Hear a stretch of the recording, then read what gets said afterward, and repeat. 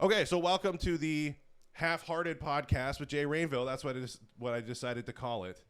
I almost called it Infinitely Limited, and we are with my guest, YouTuber. Is that what we're calling me? Well, I mean, comedic entertainer or comedian. Humorist. Comedian? I don't know. Comedian. I feel like I'm not sure what term actually really applies to what you do because you. Yeah, I feel like comedic entertainer is like the thing that kind of encompasses you completely. I'll take it. Can you do you accept that? It's not I don't mean it as a jab, but I just feel like I don't take anything as a jab. It's almost impossible to But jab me. did I forget anything? You forgot so many things. Okay, yeah, well that's right. Author. Yeah. Yeah. My co-collaborator on our card game Identity War, identitywar.com. Product guru. Yeah. Right, I'm a guru of the products. So how should we start this? I'm wondering how I should start talking to you because I guess we should just talk about what you're known for, which is that you are on, the socials, and typically what you're doing is reading a book that you wrote. That's right. I'm a prop comic. Yeah. I don't recall Carrot Top writing a book. Right. So, yeah. Carrot Top doesn't sell his props. That's where he's failing. So let's then go to the origin story. So just like myself, you started to get into comedy at a later age. Right. Much later. Yeah. So why? What age and why? I decided at 40 that I wanted to do comedy, and I was in a different marriage, and it was not going to be supported. So I blew up that life. Really? Okay. and then I came to where and then about 4 years ago I decided to get into comedy. So I'm 50 this year. Okay. So I started it. I wanted to do comedy at 40. I did a Second City stand-up class because I was doing public speaking at business events and stuff like that, and I wanted to be funnier. And then I did 5 minutes at Absolute Comedy in Toronto, and it felt so amazing. It was the best feeling I'd ever had in my life.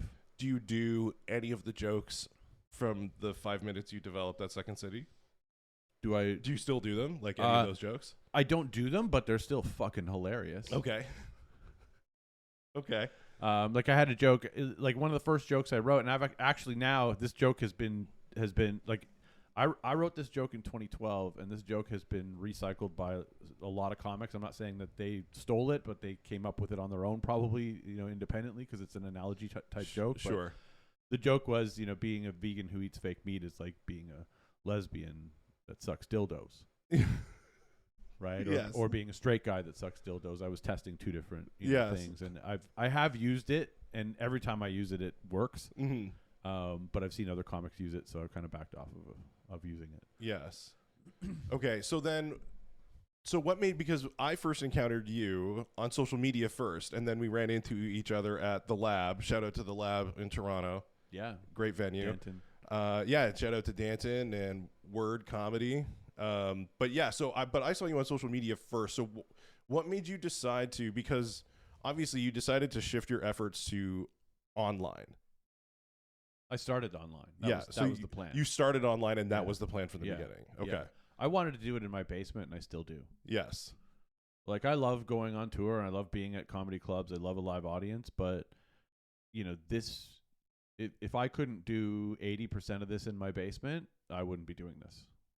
Yes. Why is that? I'm an introvert, and I hate people. Okay. So if I go to I was just in California on tour, and I went to a comedy festival there, and there were all these networking events, and I would just literally walk right by the room full of people at the hotel and just go straight to my room. I'm just not. I don't want to network. The word networking makes me cringe. The idea of I do want to meet people and I want to make friends. Don't get me wrong, but when it's forced, or when it's oh, now I got to be at this loud thing and talk to a bunch of strangers and try and remember their names. And it's just not my style. And it's I'm kind of antisocial. So yes. I like to make friends, but sort of one at a time, not in these forced environments. Okay, so that's so that yeah, I that would explain why I don't see you at I didn't see you at a ton of like open mics and stuff like that, because Yeah. that's like you say an open mic, like that's everything that you just described. Yeah, and Right? I can do an open mic, but I find they're counterproductive because a lot of the comics are just sitting there working on their own jokes. They're not really paying that much attention to you. They're sort of worried about their bit, and so you sometimes can find jokes there that don't work, Mm-hmm. and then find they work on a regular audience just fine. Yes. It's tough because then there's also rooms where like you'll do it in a room full of comics and it works, and then you do it in front of an audience. Yeah. And it Oh doesn't yeah. work at all. Absolutely goes the other way. Yeah, Yeah. absolutely goes the other way. But I'm a like I like the fact that I can do it alone Yeah. in a room in a vacuum and yeah. I feel like when we've talked about this before, you went into it with a strategy, and I feel like is that true? Is that the case? It looks like I did. Okay. And when you look at it backwards, it's like, oh, this guy had it all figured out. But no, I did not go into it with a strategy. I threw a whole bunch of shit at the wall until I figured out what stuck. What's some of the stuff that didn't work? So I started out on TikTok and I was making videos and I tried to do, I wrote a couple songs. I didn't actually perform them, but I paid someone a $5 to perform them. They didn't go so well. And then I did this bit where I was trying to be like an annoyed dad, just your annoyed father, and that wasn't really working. And I had a graphic design business, and I had done these as a joke. I had done some fake children's book covers already. I had them. Okay. I just done them like for a Facebook ad I did earlier, and I just one day I just said, "My name's Brad Gosse. I'll never forget doing this. I write books for children, but my publisher keeps rejecting them. Yes. Why do you think they rejected this?" And I would show the cover, of like, dad walking away with his bags, and the mom waving to him, and the kid looking sad, and then there's like a happy black dude in the window or whatever. You know what I mean? And it's just like, or like, why daddy hits mommy was one of the first, and they were just cover Just designs, the covers, yeah. But then that video went super viral, got like over 1 million. It was my first 1 million view video on TikTok. And I was like, okay, this is something. Sorry. And was this a cover that you just like put up, or did you read it to people? Like, I didn't have the book. So but you had the cover. I just had the cover. Yeah. So I literally just held up an iPad with the digital cover in my hand, to show you this is what it is. And then, that's how it all started, from that one video that went viral.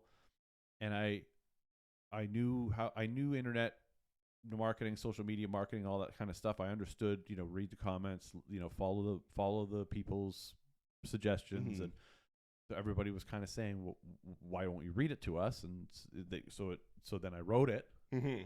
And then I read it, and then they were like, why can't we see the pages? Cause I didn't create the pages. Yeah. And then it was like, boom, it clicked. Yes. I got to publish this book. And the next time they see it, it's going to be available on Amazon. And then that book made a couple dollars. Yes. It didn't make me rich. Yes. But it was enough couple dollars at a time that I was like, okay, there's something here. If I did this a lot and I scaled this could create a nice little income stream for me. And then how many books have you written now? 133. Okay. I did, in my preparation for this podcast, I did have a question that what is your favorite book that you've written? And then counter to that, what's your least favorite book? My favorite book is Race Wars. Okay. My least favorite book.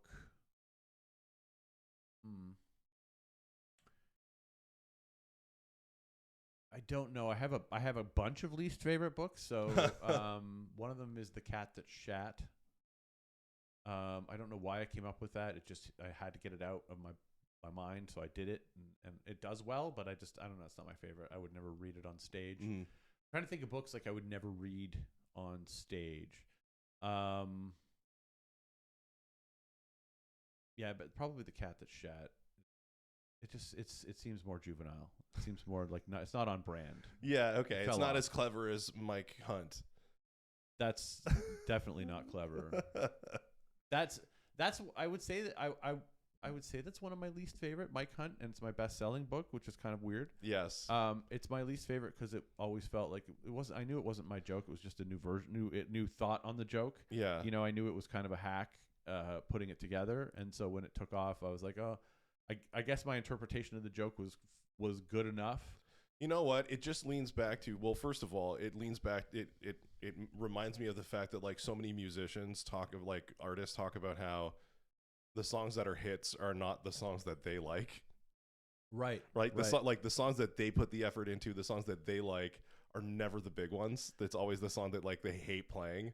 Yeah, that's true. like that's the big one. But it also points out to, and I've heard so many pro comics say this, like people are idiots. Like you go like people are so much dumber than you actually think. And so it's like you do a dumb joke and that's the one that like hits. And that's happened to me too. Like I've done like throwaway jokes. Yeah.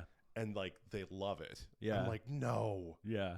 No, not that one. Not the one not the one I put all the effort into that I thought was really clever. You know, like that one. You like the dumb one that like I just said by accident.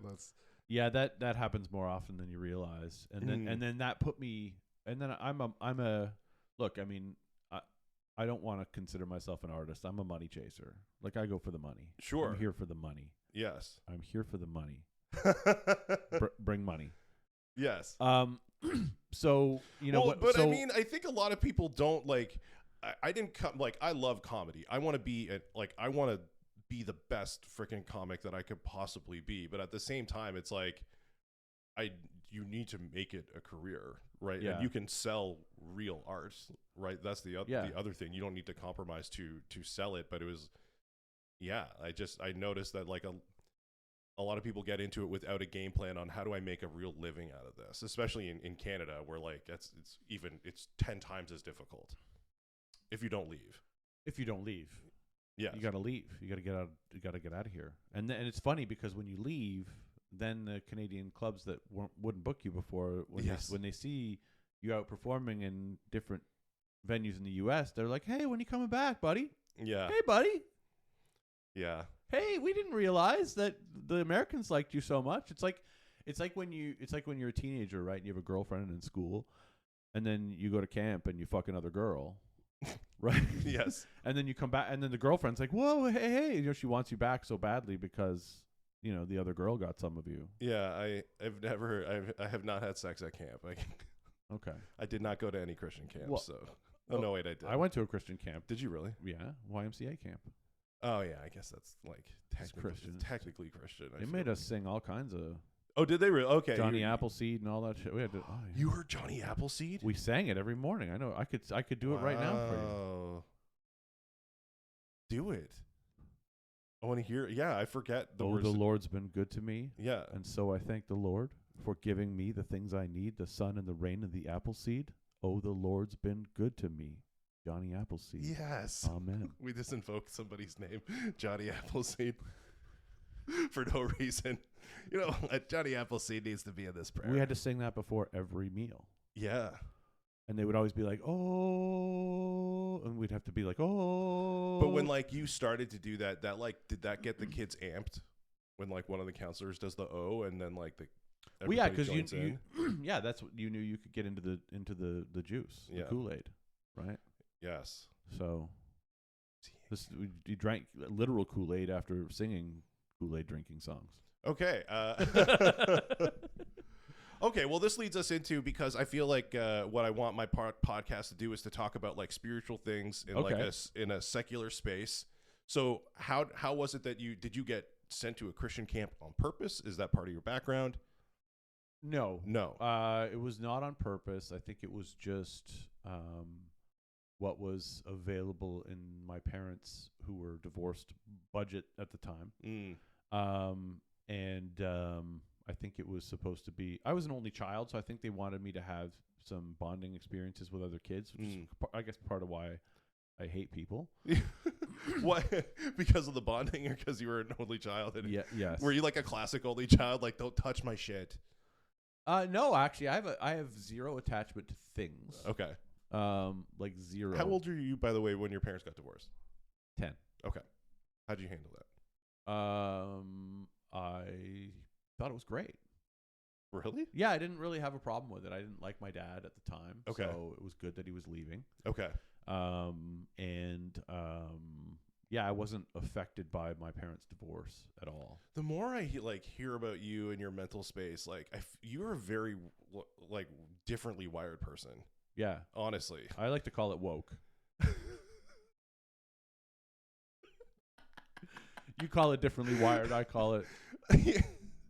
No, but I feel like you had like, when you talk about your perspective, even as like a very young person, I feel like you adopted like the attitudes of like a curmudgeon old man. Just like, I want to make money. I don't want to have kids. I just like, yeah, curmudgeon old like, man. yeah, like in the single digit ages, you're like, fuck this basic shit. Yeah. I'm going for the bag. Now give me my Spider-Man costume. Speaking of spirituality. Yeah, well, I know that we diverted from that, but like I've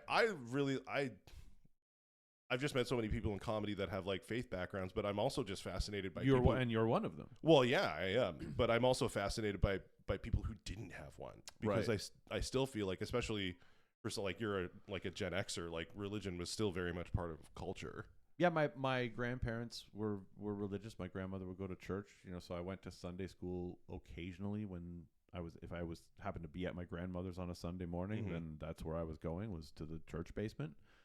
But Not the church, the church basement, that's where the Sunday school happens. But as a like, once my parents were divorced and I was maybe, 10, 11, 12, the church was a place to steal money. Well, sorry, that's like you stole money from the church, or that's what you Ow. I love the look on your face. I'm sorry. We're talking about spirituality, and I'm talking about stealing the tithings from Jesus. So what we would do is, when we were kids, I grew up in Hamilton. Mm-hmm. Okay. This is part of why this is why you don't have a soul. This is exactly right. Hamilton is the Pittsburgh of Canada, for anybody who's watching. This is my joke about Hamilton. Detroit Is for people who don't know who knows who will listen to this, but I always say my brother lives in Hamilton because he's poor. Yeah, it crushes in Hamilton. Yeah, I judge my success based on how far I get from Hamilton. Yeah, I did a show once in Oshawa, and a guy said to me, "You don't look like you're from Oshawa," and I took it as the most amazing compliment I ever got. Oh my God, you don't look like a pedophile. Oh my. So what we would do is we would, I had zero respect for the church as a kid. Yes, I had zero respect for. I'm pretty sure as a child I was some type of path, socio, psycho, somewhere in between. I'm okay now, but I really had no conscience as a child. Like, before my frontal lobe developed, I would steal. Okay. I stole money. Yes. All the time. From any time. Anybody, everybody was a wallet to me. Okay. This is mean streets of Hamilton, okay? Yeah. Yes. My mom was at work most of the time. I had a key around my neck. I had a bus pass. Yep. I'm bussing around Hamilton at age 10, 11 years old. Yep. So, psychos sitting next to me. You have to develop, I'm saying this to kind of soften the blow of why I was such an asshole, but like, you had to kind of become hard as nails in that place. Sure. So did you the way you describe it, you didn't grow up with money? No. Okay. No money. My mom didn't even have a car at this point. Okay. And we had a house. It was a small house, but she worked hard. She was a nurse. So, Yep. We weren't poor, but Mhm. we didn't have any privileges or money or any of that Mhm. kind of stuff. So on Sundays, my friends and I would go to the church while the service was on. Yeah. And we would go through the coat pockets, and we'd leave with like $5, $10, $20 in cash every day, every Sunday. Yeah. Just go through the coat. Oh, there's a $5 bill. Oh, there's some change. And just grab all the cash out of the coat pocket. So everybody's in, and you're in like the foyer. Yeah, I got my own collection plate in the outside here. And did they ever get wise? Like, do you ever show up someday and they had like a guy positioned in there permanently? No, but Because and I'll tell you a story when you're done. Yeah. sorry. No, go, that's yeah. it. We just that's how I saw the church at that age, was just a place to steal the money. So at the church that I was going to, they caught a guy in like during the services. Like, no, this is a bigger church, and he was like stealing AV equipment from like the church, and then we had like an Iranian church like sharing the building with us, and they caught him in the act, and like these two, like I think they were like the pastor's sons, like pinned the guy and like hog tied him with their shoelaces like in the church. So you got like little old ladies like coming out, and these brown dudes are on top of this like disheveled white guy. Oh my God. Wild stuff in church. I love that. I went to the type of white church where like a black lady was there, and she started going like amen and stuff in the service, and like two white guys come down and tell her to pipe down. Yeah. This isn't that kind of church. Yeah. We don't make noise in here. No. Yeah, we don't express our love for the Lord out loud. No. It's a deeply personal thing. Did you go every Sunday as a kid? No.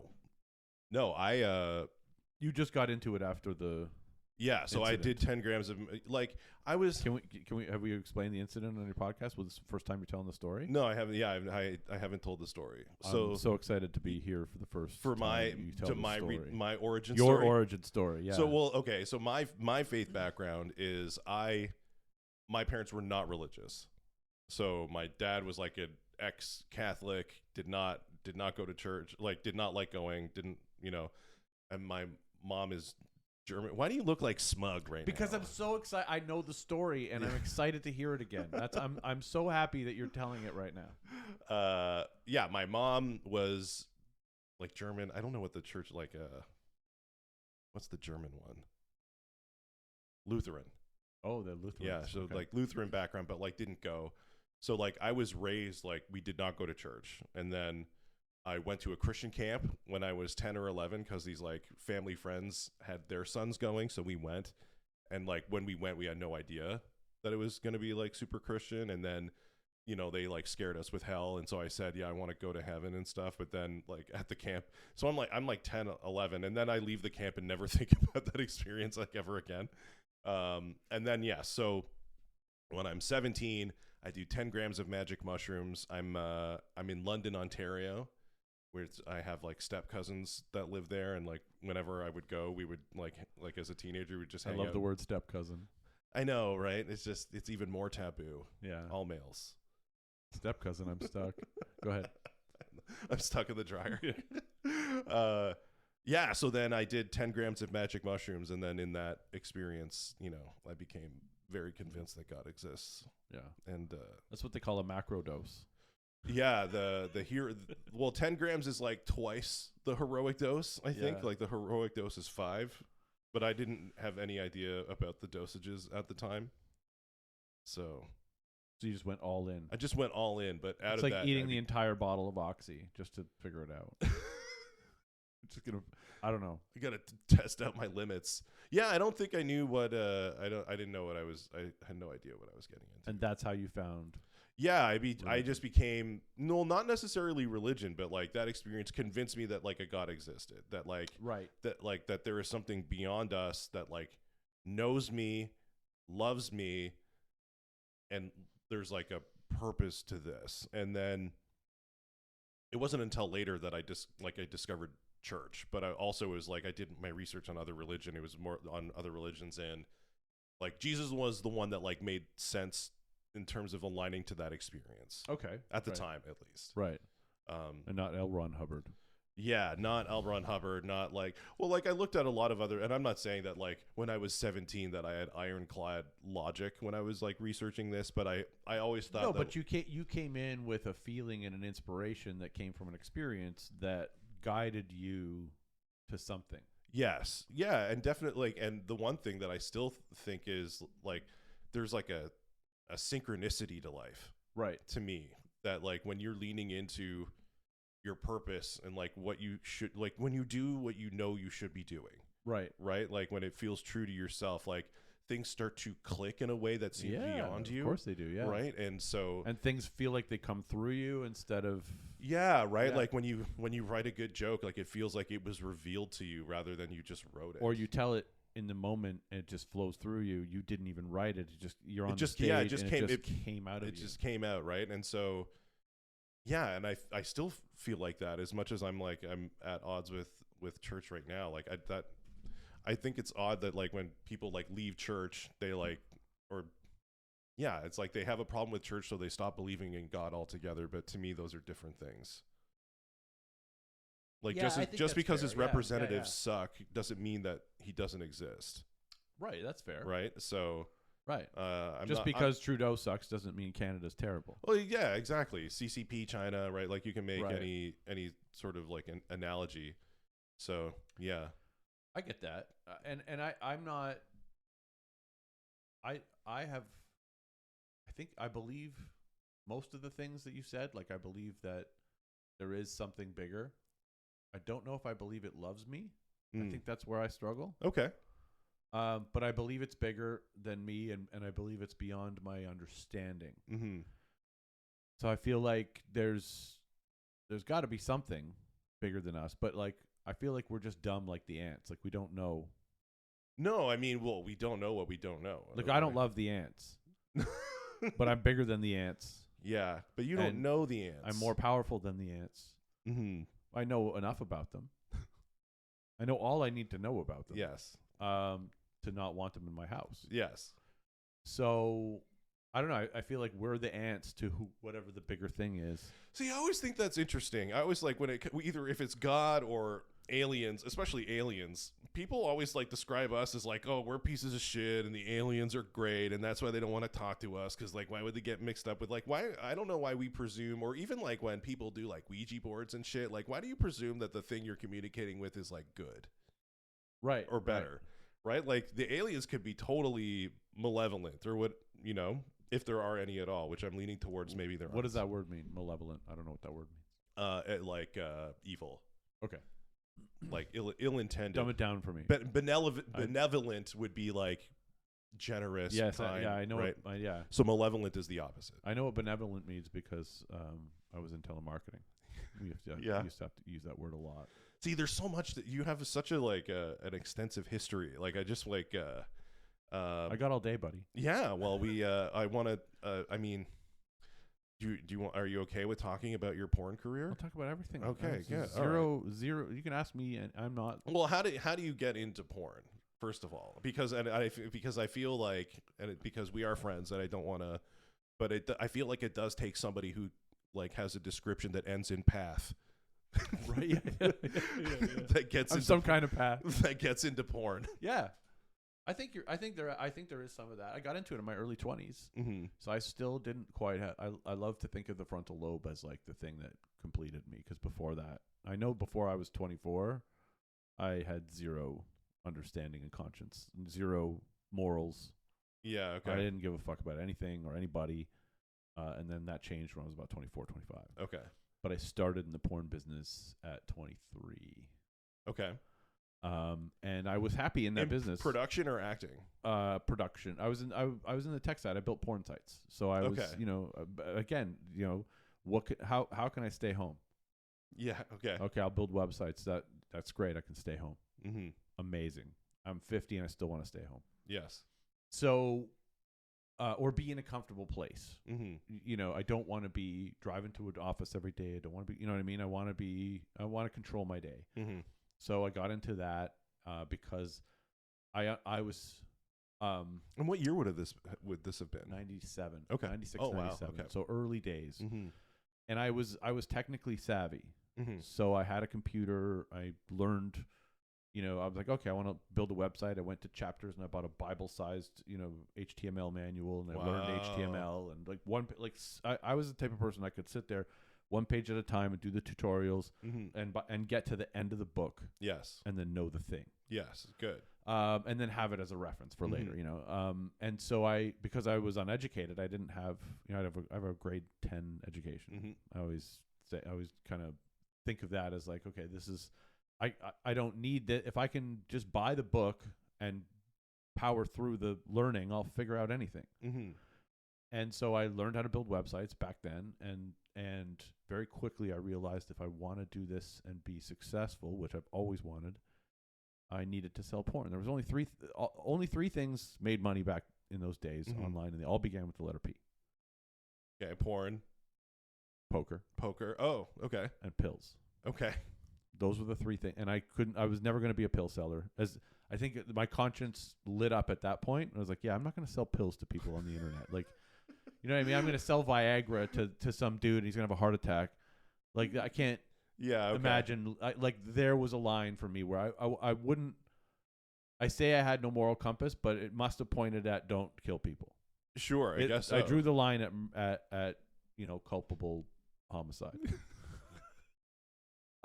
So that wasn't for me. In poker, I just never got into gambling. I enjoy Vegas and casinos, but I just never understood it enough. It seems bizarre that as soon as like the pandemic happened, like so many sports betting and gambling ads start to like flood. Oh yeah, we're just gonna sap you dry with the gambling. The seniors love to gamble, so yeah, we love to take money from the seniors. Yeah, apparently, and they love to give it away. Yeah, and I enjoy while you can, because I feel like old people are about to not have money really soon. Yeah, it's already happening. Yeah, we didn't kill enough of them with COVID, so we're gonna need another thing. And I like to jerk off. So really just play it into your hobbies and interests. Porn felt like that could be a passion project. I could get behind it. And okay, I could put the stuff up that I wanted to put up. And were you single when you started? So what made you still decide to like act in it? So like, okay, you're doing these websites, you realize these guys are making money, right? Or what made you decide to get into the porn end, like the production end? I only got into the production end for a little while. Okay, that part of it, I've spent very little time on that side of the business. The real, most of the business for me was the back end. Generating traffic, subscription websites, that kind of thing. It was kind of nerdy for the most part. I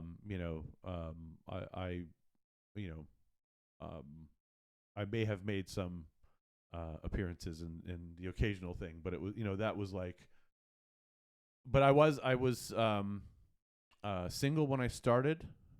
I had a girlfriend at the time for a little while, while I was doing it, and just kind of, I was clear with her that it was a non-negotiable. Like, this was something that, I wasn't going to get out of for her. So, and she was okay with it. Yeah. And that's not, was that the person who became your wife? Yes. Your first wife? My first wife. Okay. And so she was cool with it, at least for a time. Yeah. So you didn't do a ton of acting, but you had done some. But most of the time, you were in the the back end stuff part of it. Yeah, I did some filming, some some, I wouldn't call it acting. We'll call it appearing, appearing. Yeah. But it was for the most part, it was a nerdy. Like, we could have been selling, magazine subscriptions. We could have been selling just about anything. Like, emotionalist Netflix. To you. It was, yeah. But at the same time, I liked being in the business. I liked, the parties were. Did you go to those like crazy like Vegas conventions and stuff? Really? Twice a year. I've been to the Playboy Mansion 3 times. You never told me this. Yeah, I've been to the Playboy Mansion 3 times, 3 different Playboy Mansions. And in fact, the first time I went, my partner and I paid to throw the party. We sponsored the party. Business partner? Yeah. Yeah. Yeah, my business partner at the time, who I was just at his bachelor party the other night, actually. Is the Playboy Mansion as gross as I've heard it is? I heard it's like, maybe maybe in the 90s it wasn't so much, but I've heard that it's like kind of like it hasn't really been updated. No, it hasn't. It looks like the 70s. It's kind of run down. It looks like your dad's basement lounge from the 70s. I went there in 2007, 2008, and 2009. Okay. Okay, towards the end. So Hef was still alive. Mm-hmm. Did you meet him? Once, yes. Yeah. Yeah. But a lot of the time when you go to these parties, they're not the celebrity parties. They're corporate parties. Yes. And basically, back then, I don't know how it works now, but back then you could rent out the Playboy Mansion for a night for a corporate party for $250,000. Okay. That's interesting. I never really thought of it as something that like people you would think you think of it as like the Playboy Mansion throws parties, but really it sounds like it was just like an event space. It kind of It's- was, yeah. and A gross event space. Yeah, but they would stock it with Playmates, you Yeah. know, with the spray painted, you know, bathing suits on, and they would they had all of this um, uh, you know, Playboy, branding, and you know the they would have an open bar, and you know and there'd be you know, a band, and they would, you know, they have all this stuff to kind of make it feel authentic. But Hef was inside watching movies with his friends. Yeah. So yeah. you know, you paid for this experience at the Playboy Mansion, but you're not really, Yeah. you're not, yeah. you know. But then you know. So we sponsored one. That's kind of what it was like. We went Mhm. to another one that was similar, and then I went to another one that was kind of an industry insider one, and then Hef was out for that one, and there were some celebrities there. It was a little bit different, but it was at the time, you know, kind of gimmicky. Like you could just throw money at it and say we had a party at the Playboy Yeah, Mansion, which okay. is, hey, that's a thing. That's an experience. Well, right? I Like, mean, it's like it costs money to have that type of bragging rights, just like having the black metal Amex card, right, right? Like, yeah. The Centurion card. well, it's so funny because it's funny that you bring it up because I think it's one of the Baldwins, Haley Baldwin, Haley Bieber's dad, the one that, like the Playboy Mansion led to him becoming a Christian. I could see that, Right, because he told this story, if I'm telling it correctly, if I remember the story, which was that he said that Robert Downey Jr. and him were at the Playboy Mansion. This is one of the celebrity parties, right? And Proper then party. he gets led down. Robert Downey Jr. like brings him to the basement, and to get down to the basement, you need to like walk down the steps in a certain pattern, or like an alarm goes off or something like that. And then there's like he gets down there, and he's like, "Oh, I'm going to the secret place with Robert Downey Jr." And then it's just like 5 naked women like smoking blunts. And like he's just like, so this is what's the gold at the end of the rainbow here, Right. is just this. Right.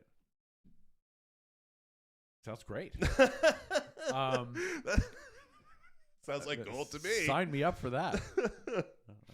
I would find God and never leave that space. Why did you get out of porn? I got out of it. There's one other party I want to tell you about too. Oh, yeah, please. But I got out of it because the money was gone. So in 2008, 2009, the free line in porn had moved so quickly to, you know, Pornhub and all these other websites giving so much of it away for free that selling subscriptions, which was my business model at the time, was getting harder and harder. And you know, I remember seeing Kevin O'Leary talking about this in an interview, and it just clicked with me. And this was back then. He said, you know, he used to have a calendar software company, and they used to sell calendar software at Staples in a CD, you know, and you'd buy like a $20 calendar app for Windows or whatever. And then he said, and then Yahoo started giving away calendars, and then all these like companies started giving away calendar software, and all of a sudden the Mac shipped with a calendar app, and he was like, we realized we had to get out of the business, so he sold it as quickly as he could. And that was happening in the porn business exactly at the same time that I watched that interview, and I was like, I gotta get out of this business. And I was, and I don't know if maybe I've told you this, I was number 1, number 2 for porn on Google for 18 months. Wow. Okay. And so I was the biggest LimeWire spammer on the planet. Okay. And when I was in that business, so my partner Mark and I, we owned a company called P2P Ads, where we, and this is well documented, you can Google all this stuff, but we basically, if you downloaded something from LimeWire and you got like littered with pop-up ads, or you had some toolbar installed that you didn't want, or anything like that, I got paid 65 cents for you to go through that pain. And we would do that to, you know, 500,000 people a day. Like we did some, this was the wild, wild west. You could, back then, you know, if you were on LimeWire downloading shit, you were basically, you know, having sex with ladyboys without a condom. You were just out there giving it, you know? Yeah, I just wanted the new Korn single, but I got a lot more than that. Yeah. I just wanted that Jenna Jameson clip. And so, you know, I always kind of operated in a place where it was like this was always a temporary thing, but it was a 10-year temporary thing. I did it for 10 years. I made a lot of money, in that time. And but yeah, I got out because the finances weren't there anymore. Yeah. And it wasn't going to be sustainable, 3 to 5 years out. How do people make money in porn now if most of it is free? So there are. Here's how it works. You have to be producing it. It used to be you could just go to, like, back in the 90s and the early 2000s, you could just go to a studio that had a huge VHS or DVD collection, pay them to license that collection, digitize their entire thing, and put it on a server somewhere so that people could watch it. And it was like, being in a hotel room where you could just watch porn. Okay. Now how it works is you have a specific fetish or niche that your website caters to, whatever that might be, and you make that particular flavor of porn, and you have so much that you put away for free, you put up for free on Pornhub and all these other websites, and then once people run out of watching, the 100 videos that you put up on Pornhub, and they're hooked on your particular, you cater to their thing, right? Like everybody kind of has this like I think of it as like a key, right? It's like we all have kind of our own custom key for what like gets us off, right? Okay. Like there's fetishes and there's kinks, right? You know the difference? No. So a kink is something you're just into. Okay. A fetish is something that you can't orgasm without.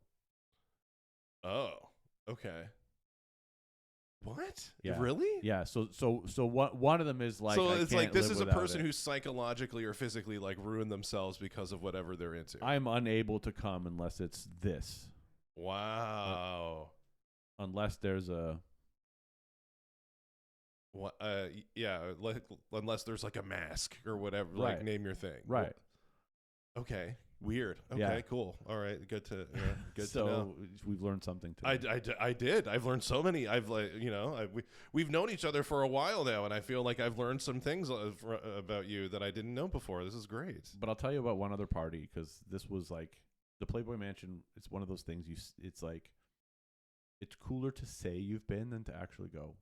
Yeah, fair. Yeah. And I think there's a lot of that's a lot. That's like a lot of things in comedy. It's like I finally got on the show that I always wanted to be on. There were 4 people in the audience. Yeah. I just went to California and performed, and it was terrible. So my dad got into the business with me for a while. He he approached because I feel like the story just gets more tragic. So I was working in my dad's furniture store for a couple of years in my teen years, and my dad had started a furniture store, and he kind of convinced me to come and work for him. I went and worked for him for a little while. Didn't like it. Didn't like retail. Didn't like the people. Started this business on the side, and then I started making more money in a month than I made in a year working for my dad. So I quit, and then I started making so much money. My dad kind of came to me and he was like, "How do I get in on this? Like, what what are you doing?" And so I kind of he gave me some money, and I built him out some sites of his own, and so he would come to the conferences with me because he was kind of in the business a little bit now, right? Sure. I think he just wanted to have fun and come to the things, right? And I took him to this party, and I will never forget the shit-eating grin on my dad's face. But I brought him to this party, and it was in the presidential suite at the Venetian. Okay. And it was a sushi party. I've heard of these. It's there's a naked woman on a table, and she's covered several naked women on massage tables around this, and like we're talking fancy. We're talking people serving champagne in tuxedos. We're talking piano player. Yeah. It was soft. It was not a kind of party where you were like loud music and DJs, and this was like a grown up party with naked women covered in sushi or everywhere you go. And I took pictures of my dad like squatting next to the girl doing this, and he had the blast. He had the time of his life at this party.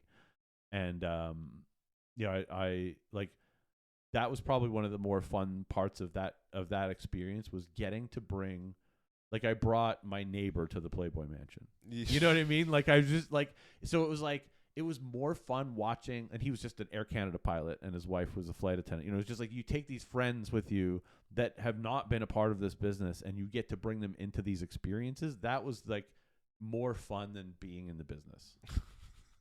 That sounds crazy. I don't even know where to start with that.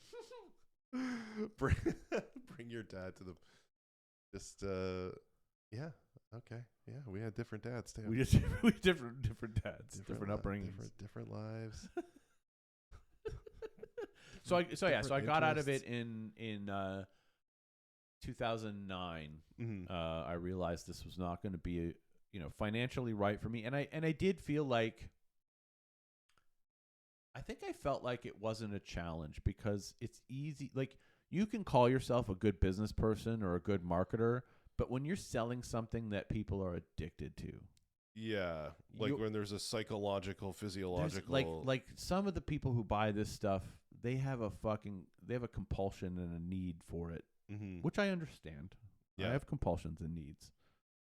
But it never felt like people would say things like, oh, you're a really good marketer, or you're good, and it never fell on me as like that was a compliment, because I always felt like, you can't tell a crack dealer he's a good marketer.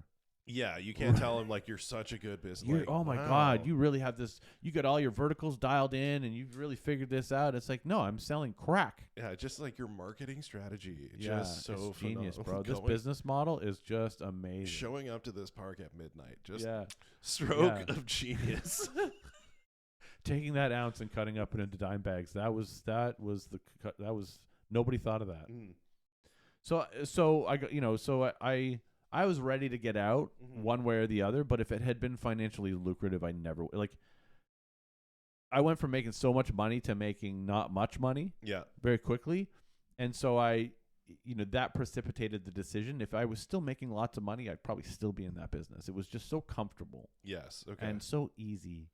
But it did there was a component where I wouldn't say it was like soul sucking, like, oh, I'm a horrible person, I hate myself, I can't sleep at night. I slept fine. Yes. 600 thread count sheets are very comfortable. I don't know how many thread count is a good thread count. I may be wrong about that number. Maybe it's 1,000. It sounds good. 6,000? Is it 6,000? I don't know. I don't know. I mean, 600 seems high thread count sheets are phenomenal. I don't recall seeing 600 at Winners, so okay. So then, if it's not at Winners, it must be good. It must be good. But I got out of it because the money was drying up. Yeah. I followed the money. Okay. All right. That's why I like comedy, because everybody's rich. Yeah, right. You get to be. One comic that we both know said that Brad Gosse became the highest paid comic in Toronto as soon as he decided to become a comic. Who said that? Bankus. Did he say that? Yeah. When did he say that? I don't know. We were hanging out. Oh at the my Royal. God, that's fucking hilarious. Isn't that funny? Yeah, I thought that was. I think that's really funny. That is funny. Well, I mean, I feel like there's a lot of people like maybe we'll pivot now to like the comedy part of it. But like, what do you think? What do you think comedians or people who are aspiring to establish a presence on social media miss? What do you think they're not doing? They're not uploading. They're okay. Just consistency. Not even consistency, just volume. Volume, yes. Like I've put up, 100 videos on a Sunday, and then not done it for 30 days, and you know what I mean? Like I don't think consistency means anything. I just think volume is the key. And like, I mean, I said it to you. When you get past your first few hundred videos, things change, and they've changed for you. Yeah, I mean, it's weird because it's right. Like, I have not been uploading a ton, but when I have, I'm getting better results. Yeah, lately. I've seen your numbers. You're getting views now. Yeah, my Oppenheimer video on TikTok is like getting close to 30,000, which for me is on the high side. That's phenomenal. Imagine you had 30,000 people in a room. How happy would you be? Yeah, exactly. Right. You got to bring yourself back to that over and over again. Like if I had this many people in a room, if I could fill a 30,000 person stadium, if I could put 3,000 people in a room, I'd be thrilled. Yes. Obviously, all those views don't mean you can put them in a room, but those are people who saw you. Yes. If you did an open mic and there were 30,000 people there, that would have impact. Yeah. Okay.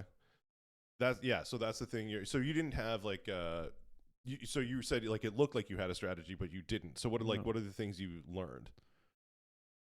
I learned I definitely learned that volume matters, because through volume you get better. Yes. Just like you did cutting your teeth going to how many shows did you do last year? You had a number. It was pretty high. Like in terms of like performing Actual shows. Yeah, you had like a number. in my first year I did 200 and something. 147, and then in my second year I did more than that. It was 2 something. No, I'm in just over 2 years of comedy. I'm at 370 shows. Okay, maybe that was the number you gave me a number recently that was like, I've done this many shows. I thought it was for the year, but still total. That's that like like the number of shows I've done in that same time frame is probably 40. Yeah, but you've done a lot higher caliber shows than me. That's for sure. But that's only because I did all the shit in my basement. Yes, exactly. Well, but that's the thing though. It's like you start to realize that they're different disciplines. Yeah. Where it's like, sure they are. You can develop the discipline on social media, because to me it's like the strategy that I'm starting to see for myself is like building some sort of social media presence that generates income. Yeah. That's where the income will come from. Right. And then that will fund the passion, which is the stand-up. Right. Or the sketches, right? Like I just love the writing. I just like if I can make people laugh, whatever method that is, I'm good. Right. So I agree. Yeah, I agree.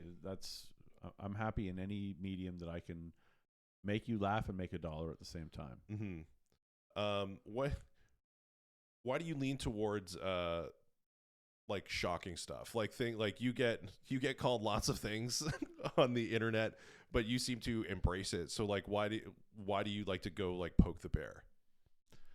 Because and the reason I say that is because that's not my natural, like, me, like I'm not like deliberately trying to, like, I'm not going to swear in front of children. Like I have a hard time doing shows if there's like a kid in the back, right? Which I've had to do on occasion. Right.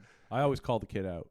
Oh, well, I mean, sometimes if they're young enough, you'd be like, that kid told me a dick joke in the back. Yeah. I go dirty when I see, like, I wish I could say that it's like some strategy, but it really is. I write what I think is funny, and I think I think things that are inappropriate, and I think things that make me uncomfortable are funny. Mm-hmm. And I like to laugh and think I shouldn't have laughed at the same time. And so that's the comedy that I try to create. Is I tend to because it's also fun because there's subjects a lot of people won't tackle. Mm-hmm. Most comics don't want to make fun of land acknowledgements. Right. Well, yeah, especially in Toronto. Right. For sure. And I do that. I and I'm also not, because I learned in other businesses that if you can piss off half the people and make the other half the people love you, you're winning. Yes. Okay. And I'm willing to do that. And that sometimes means making an entire room love you and making an entire room hate you. Yes. And so sometimes I will tell a joke and I will hear the groans in that room. Mm-hmm. But then I put that joke up on social media and it kills. Yes. Okay. So I'm willing to go through the pain of having people hate it. Yes. Because I think it's funny. And if I think it's funny, I don't care if you don't. And I don't care if you call it insensitive or racist, or you call me a pedophile, or you want to call me any of these names. I know that that's not me.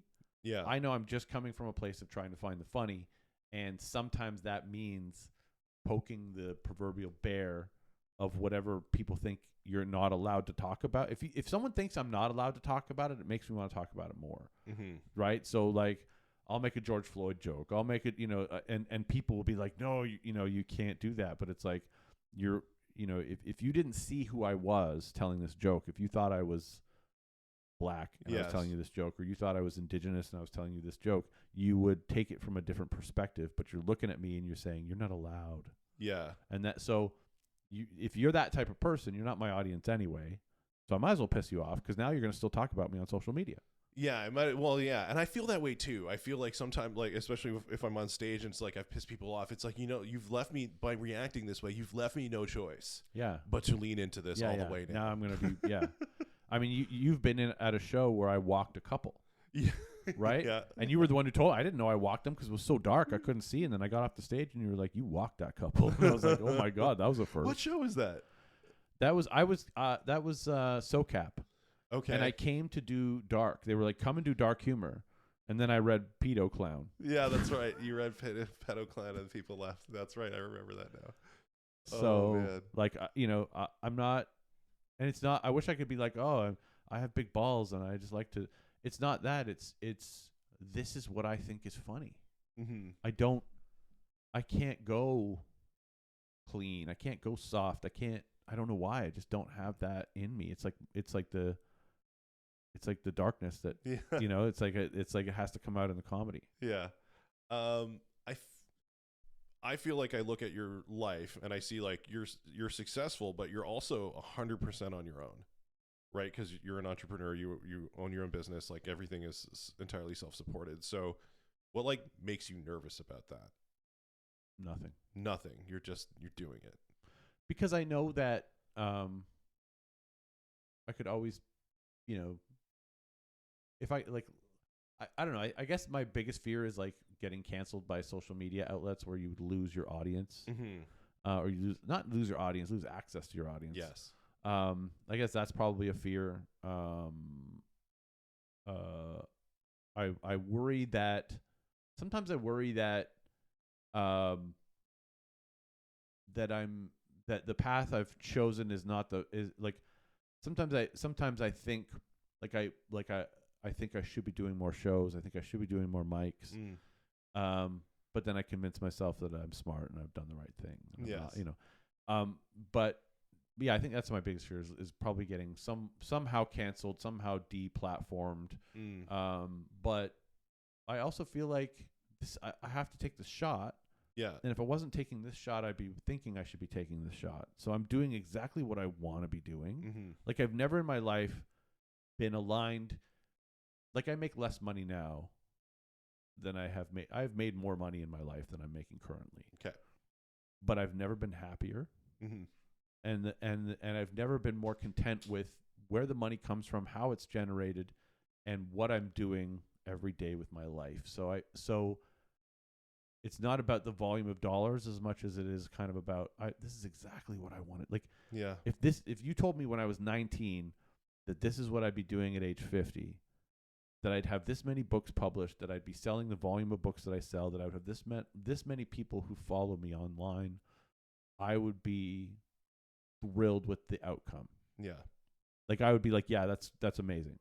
So I'm this sounds so braggy when I say it like that, but I can't imagine doing anything else. Yeah. No. So I'm less fearful because I feel like I'm taking a shot that if I didn't take, I'd be thinking I should, and so there's no fear because it's like you deciding you're gonna, I don't know if you talk about this or not, but deciding you're gonna fire your agent and like get out of doing commercials.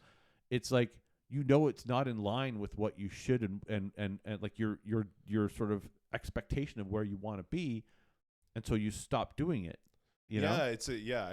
Speaking to that, it was kind of nerve-wracking because you're like, I'm intentionally taking myself out of the system. Yeah, you texted me and you I remember I could tell this was not a small decision for you. No, I let go of my agent and but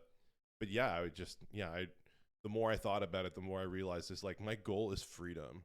Yeah. And like doing these self-tapes, doing these auditions, conforming myself to like what these people want, like this doesn't feel very free. And it's a waste of your time, right? It's like you're spending all this time going up to the bat, to try and get a job. To try to get a job, right? So it's all this time that I could be doing a podcast, I could be recording after, like I just, the amount of time that I was putting into it, just like I've said to when I was processing the decision, it just felt more and more like the juice wasn't worth the squeeze. Yeah, I could see that. And you already have a job. Well, yeah, and that's the other thing. I mean, I said to another comic, I was just like, it's not like I need the money. He's just like, whoa, check your privilege. I'm like, I just like it's just a normal life. It's just like a regular job, right? But yeah, like I wasn't counting on the money, so it didn't. Like I said to you, it's like the money. It helped build this. It helped build this, studio. Great. Sure. Like I got to, which I recorded, by the way. I got like time lapse of me painting it and shit. So. Nice. It's all coming. Yeah. But yeah, like it is nice, and it is the validation of being picked. Like, oh, I've been on TV. I've been Right. I've technically been in a movie. Yeah. Sure, it's a true crime reenactment documentary, but it's right. Like I've done these things, but it's not like my goal is to be free, and like I'm not there yet, and I didn't think that was getting me there. Right. So yeah, it works against your goal. yeah. Okay, moving forward, what do you want to accomplish next? Because I feel like you're in this like groove of you're starting to do more shows and like picking up on touring. You're like in this groove with the books. Like, what do you want to do next? I want to do more shows. I want to do more stand up without books because a lot of my stand up is me reading books. Yeah. And I feel like it's a bit of a crutch for me now. So I want to, I've been doing a lot of shows where I don't read books at all, or I do a lot of material without pulling a book out. Mm-hmm. But the books do kill everywhere I go. So I find it's like, well, they're very on brand, right? Yeah. So I almost feel like you'll never truly be able to escape it. But I feel like if you could like open and close like a 25-minute set with a book, books, yeah. you'd be happy. Right. Yeah. That's kind of where I am, or somewhere in the middle. Mm-hmm. So, and the books pay the bills. So I Yeah. like doing them. I feel like it's like every comic has their thing. It's like, you see,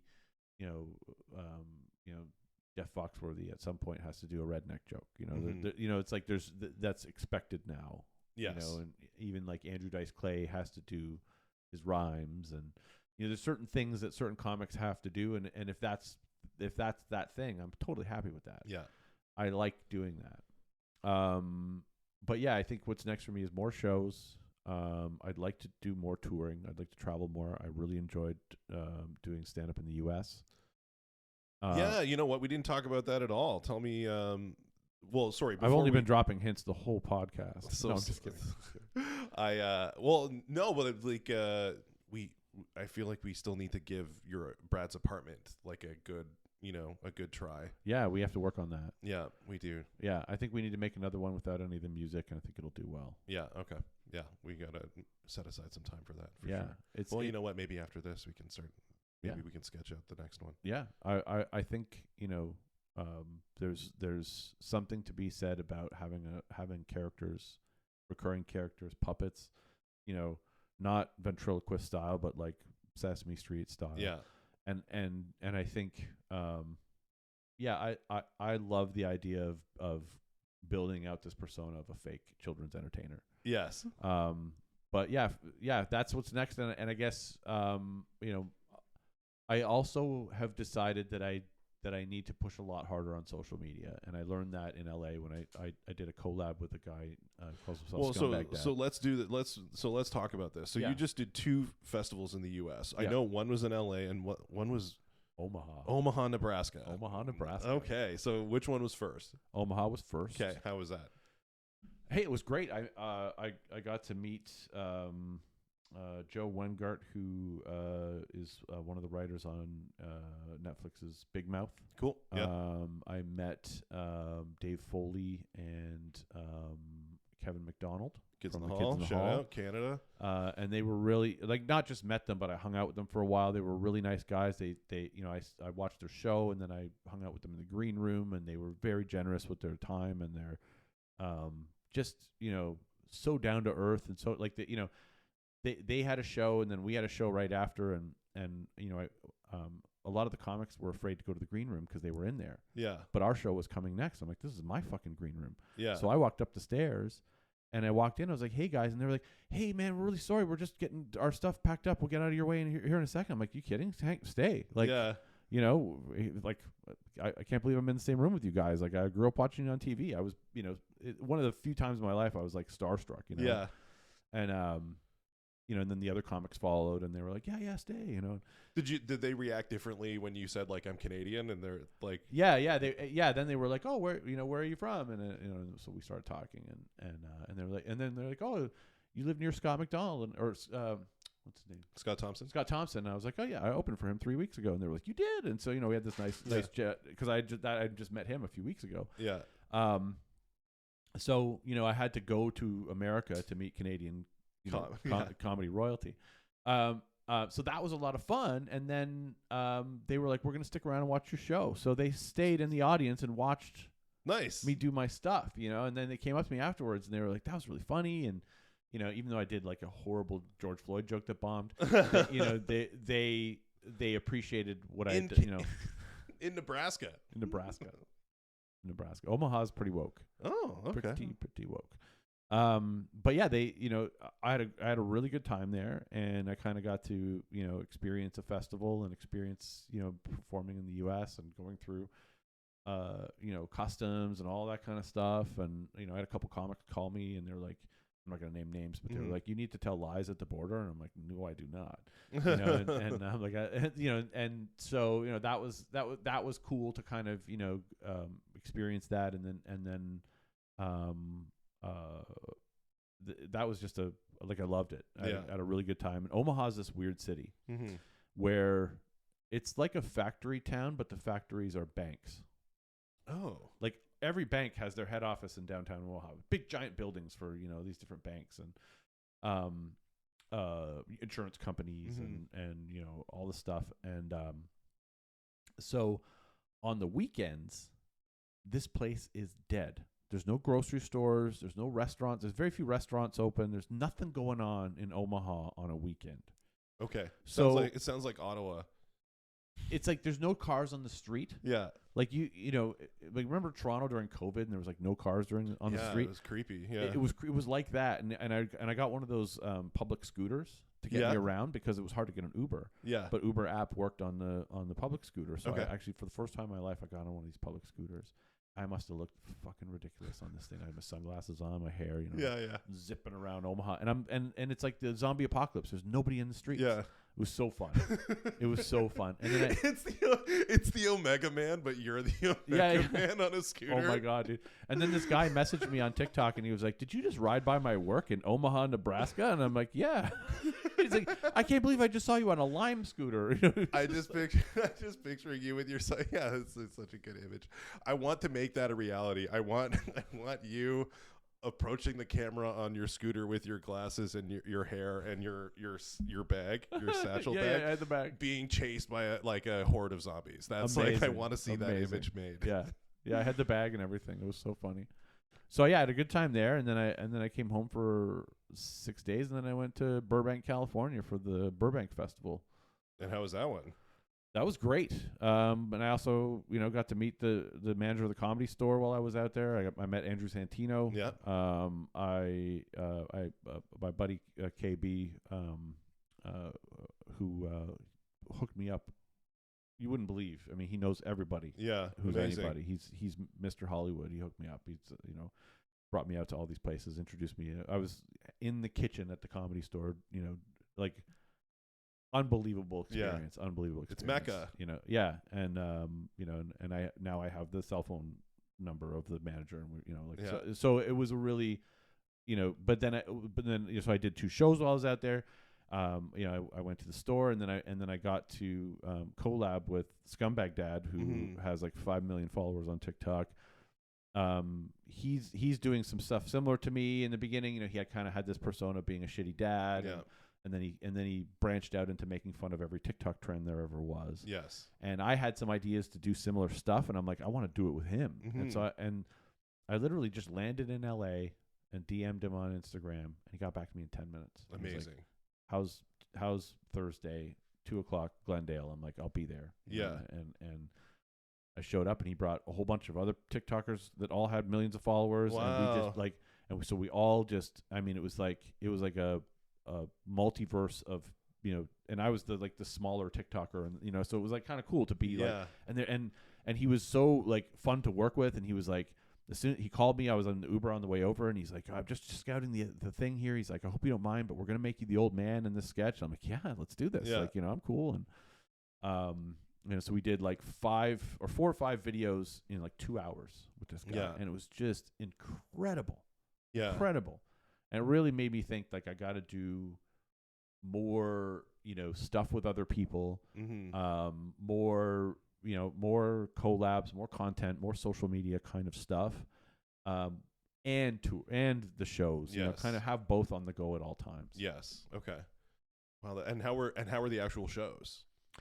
The shows were pretty good. The first show it was at Flappers in Burbank. The first show was okay. Mm-hmm. The second show was amazing. Yeah. I've been putting clips up on TikTok and Instagram. And it was, I told my joke about naming my Tesla Cosby. Yeah, I told my land acknowledgement joke.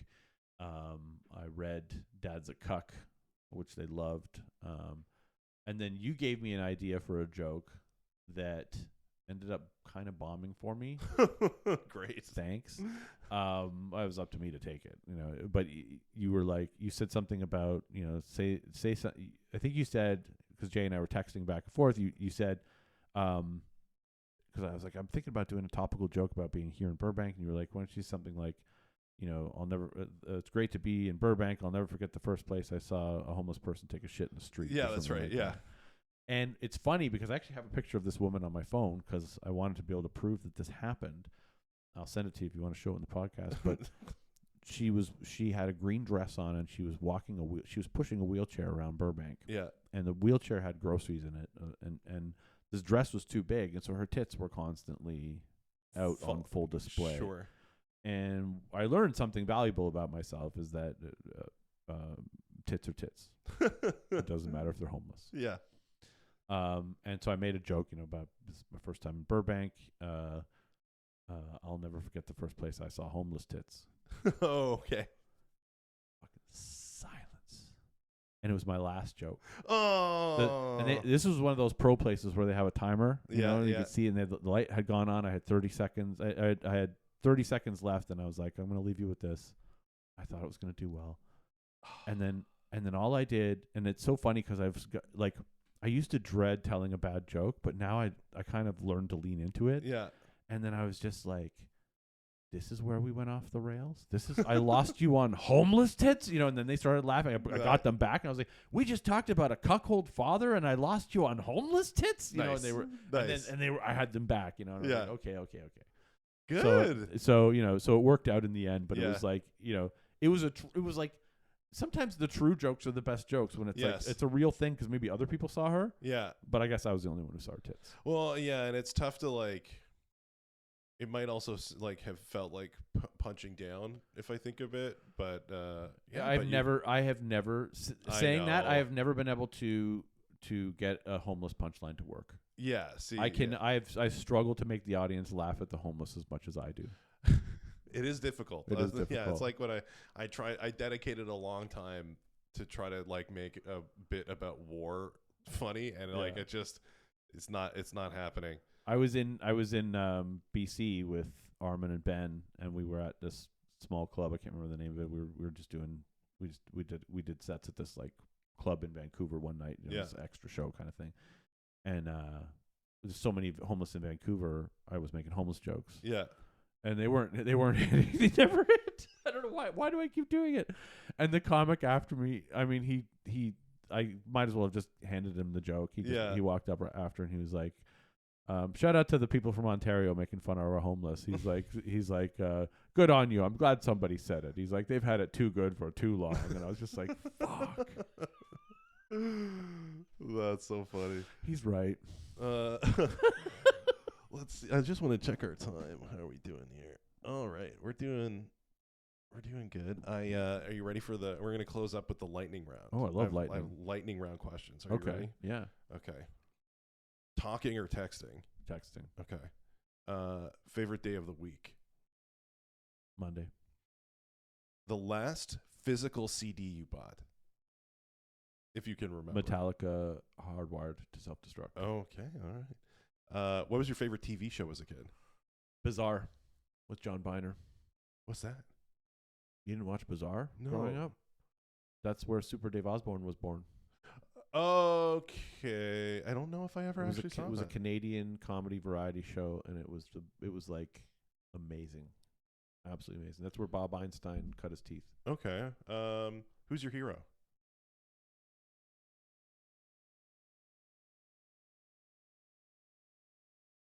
Pass. Okay. What happens when we die? Nothing. We become black. Everything turns Blackness. Blackness. Absolutely. Not we become black. Yeah. We embrace the blackness. Gotcha. What happens when you die? You become black. Black. Black. Are you just saying you're gonna get killed by black people? That's what.